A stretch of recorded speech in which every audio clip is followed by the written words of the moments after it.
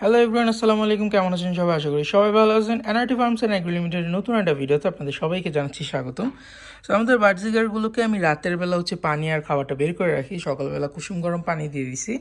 আর সকাল সকাল তাদের জন্য একটা স্পেশাল ফুড তৈরি করছি, যেখানে আপনার পুদিনা পাতা, লেটুস পাতা, গমের স্প্রাউট, শসা, গাজর এবং কিছু সিড মিক্স আছে। সো দেখা যাক এই খাবারটা তারা খায় কিনা, কারণ তাদেরকে কিন্তু অভ্যাস না থাকলে আস্তে আস্তে অভ্যাস করাইতে হবে। সো চলেন আমরা ওদেরকে খাবারটা দিই, যেহেতু সারা রাত খাবার দাবার খাই নাই। আর সৌদি আরবে প্রচণ্ড শীত, রাতের বেলা প্রচুর ঠান্ডা থাকে, এই জন্য আমি ওদেরকে একদম উপর থেকে এই সাইড পর্যন্ত সবসময় ঢাকা থাকে। দেখেন খাবারটা দেওয়া মাত্রই কিন্তু চলে আসছে। আর স্প্রাউটটা আমি ওদেরকে কয়েকদিন খাওয়া অভ্যাস করাইতেছি, যার কারণে কিন্তু ওরা স্প্রাউটটা খুব পছন্দ করে। সো যখন এখানে আসবে দেখবেন যে গমগুলাকে কিন্তু তারা খাওয়া শুরু করবে ফার্স্টে, কারণ তাদেরকে ইউজ টু করাইতে হয়। প্রত্যেকটা খাবার আপনি যখন তাদেরকে ইউজ টু করাবেন তখন কিন্তু তারা ওই খাবারটা খুব মজা করে খাবে। আর শুধুমাত্র সিড মিক্স দিয়ে কিন্তু পাখির যেই পরিমাণ পুষ্টি দরকার সেগুলো কিন্তু তারা কখনোই পাবে না।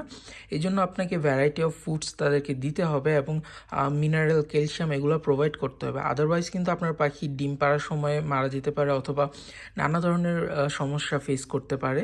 সো পাখিকে প্রপার কেয়ার করার জন্য তাদের খাবারটা ঠিক রাখতে হবে, তাদের কেসটা পরিষ্কার পরিচ্ছন্ন রাখতে হবে এবং তাদের কোনো সমস্যা হচ্ছে কিনা বা কোনো অসুবিধা হচ্ছে কিনা ওইগুলো কিন্তু খেয়াল রাখতে হবে। প্রত্যেকদিন মিনিমাম আপনি আধা ঘন্টা হলেও আপনার পাখির সামনে বসে থাকবেন এবং অবজার্ভ করার চেষ্টা করবেন যে আপনার কোনো পাখিটার কোনো পরিবর্তন হয়েছে কিনা বা কোনো সমস্যা হচ্ছে কিনা।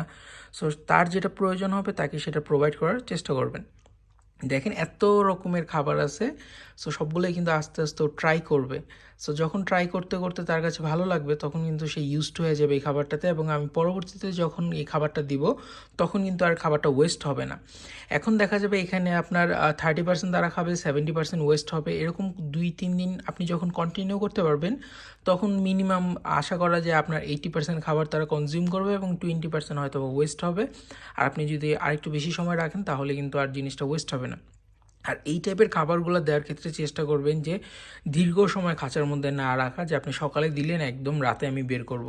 কখনই এই কাজটা করবেন না। ম্যাক্সিমাম আপনি 6 ঘন্টা এই খাঁচার মধ্যে রাখবেন, তারপর আপনি চেঞ্জ করে নর্মাল সিড মিক্স দিয়ে রাখবেন। আর পাখিকে কিন্তু খাবারের ক্ষেত্রে আপনি সকালবেলা এবং বিকালবেলা 2 বেলা খাবার দিতে পারেন অল্প অল্প করে, কারণ অতিরিক্ত খাবার দিবেন তারা সবসময় খেতে থাকবে এবং তাদের কিন্তু ফ্যাট হয়ে যাবে, যার ফলে আপনার পাখি সহজে ব্রিড করতে চাইবে না। সো আমার এই পাখিগুলোকে দেখেন কি সুন্দর করে খাচ্ছে, এবং ওর খাওয়া শেষ হলে ও আসবে। আমি জানি না ওদের মধ্যে ঝগড়া হয়েছে নাকি কি হয়েছে, ওরা দুইজন একসাথে কখনোই খাবার খায় না। যখন সবুজটা খাবার খাবে তখন নীলটা খাবে না, যখন নীলটা খাওয়া দাওয়া করে তখন সবুজটা খাইতে আসে না। এই পাখিগুলোর জন্য খুব সুন্দর নাম প্রয়োজন, অবশ্যই আপনারা চাইলে কমেন্ট করতে পারেন এবং আমার কাছে একটা আইডিয়া আছে নাম রাখার। সো একটা সেপারেট ভিডিওতে ইনশাল্লাহ আমরা তাদের নাম রাখবো এবং তাদেরকে বিয়েও দেওয়ার একটা ব্যবস্থা করতে হবে, কারণ সৌদি আরবের মতো জায়গায় থাকে তারা, তারা যদি অবিবাহিত অবস্থায় থাকে তা কখনোই মেনে নেওয়ার মতো নয়। সো আমরা ফার্স্টে তাদের নামটা দিব, দেন আমরা চেষ্টা করব তাদেরকে একটা বিয়ের অনুষ্ঠান করার এবং তাদের একটা সুখী পরিবার যাতে হয় সেই ব্যবস্থা আমরা তাদেরকে করে দেওয়ার চেষ্টা করবো ইনশাল্লাহ। সো আজকের ভিডিওটা এ পর্যন্ত। যদি ভিডিওটা ভালো লাগে তাহলে অবশ্যই এটা লাইক করবেন, শেয়ার করবেন, সাবস্ক্রাইব করবেন আমাদের চ্যানেলে নতুন হয়ে থাকলে। ইনশাল্লাহ দেখা হচ্ছে পরবর্তী ভিডিওতে। টিল দেন সবাই ভালো থাকবেন, সুস্থ থাকবেন। আসসালামু আলাইকুম।